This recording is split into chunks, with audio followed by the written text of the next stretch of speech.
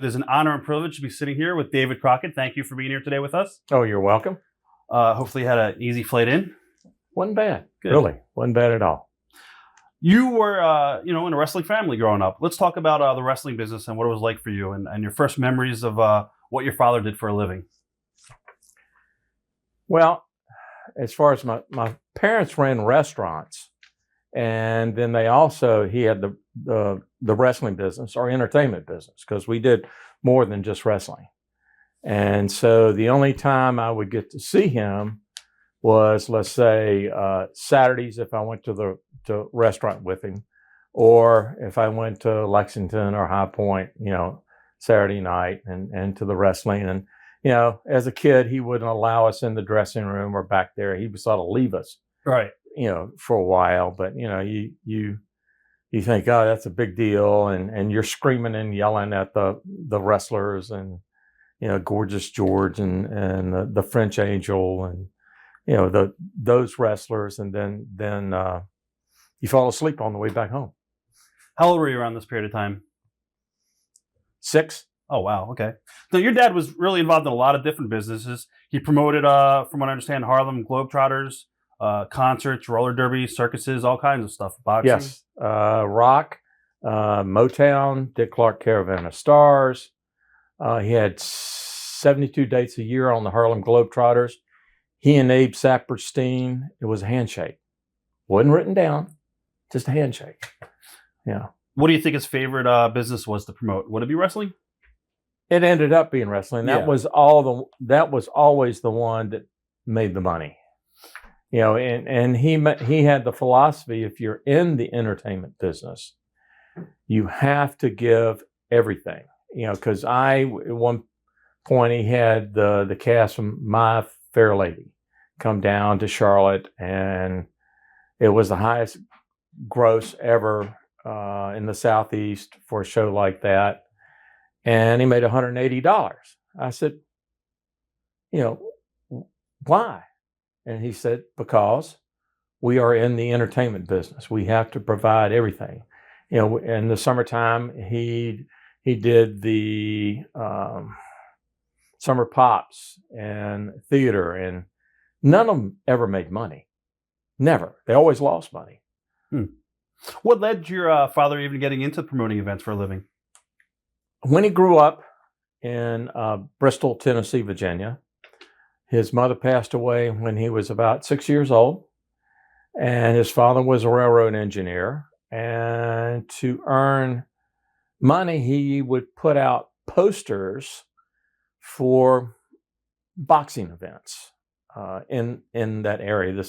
This man, he would say, he would go out and put posters up, and nail them at that time instead of he didn't have a staple gun. And eventually, through that, he grew into, he even managed a boxer, a no-name boxer, right? Course. And that got him into boxing, Joe Louis, Jack Dempsey. We had pictures of him at the Brown Derby, and that was, he also promoted the big bands, Tommy Dorsey, Glenn Miller. Then he found this thing called wrestling, as I call it, the boxing commission, and it was I should say not we, but he really wanted to live in Greensboro, North Carolina, but Charlotte and Mecklenburg County had this regulation that if you wanted to promote, you had to live in Mecklenburg County, and they had a boxing and wrestling commission. So he said, what is this? He started looking into it, and, it was an offshoot, I want to say, sort of Carney wrestling, but then it really wasn't. And he said, why not? And it developed into the mainstay for us, as a family. For you growing up around the business, do you have any defining memories for yourself, or any favorite stories from being around wrestlers as you grew up at a young age? Any favorite wrestlers that stood out? Well, I remember I was with Dad.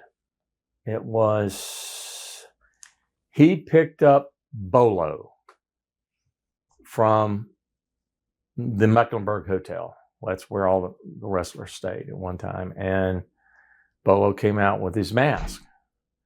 And they were driving off. And in this very serious tone, he turned and said, "David, what you're about to see, you will never tell anyone." And Bolo, Tom Ernesto, took off his mask. And, and went, wow. And, and still. What age were you? Pardon? How old were you around this period of time? Oh, I was still maybe 13. So that's when he kind of smartened you up to the business? Right. But he never really smartened me up. He never said, "Hey, this is never, right. Ever." Even to the point that when he said someone in the family needs to understand wrestling from the wrestler's point of view.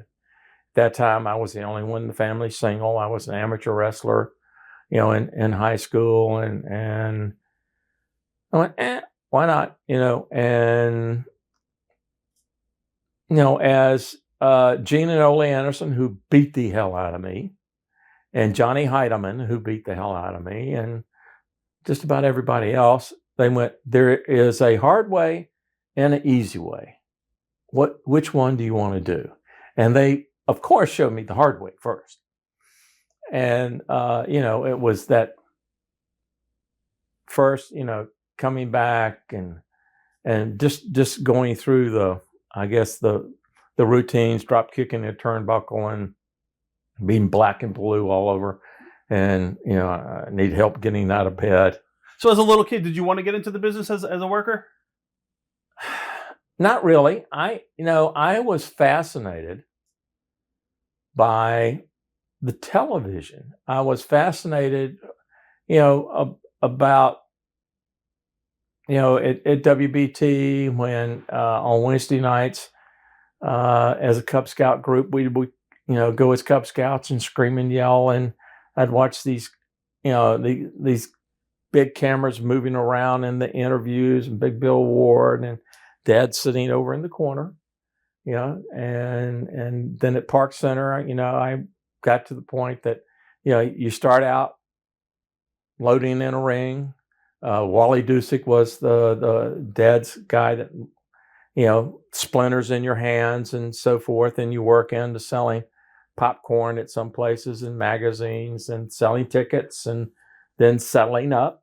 And it was, and plus, I could not make a mistake. None of us could make a mistake, or the wrath of Dad would come down on us. And finally I asked, why?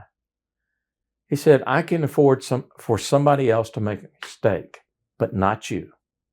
A lot of pressure. I have to make an example out of you. Watch thousands of exclusive shoot interviews right now on TitleMatchNetwork.com.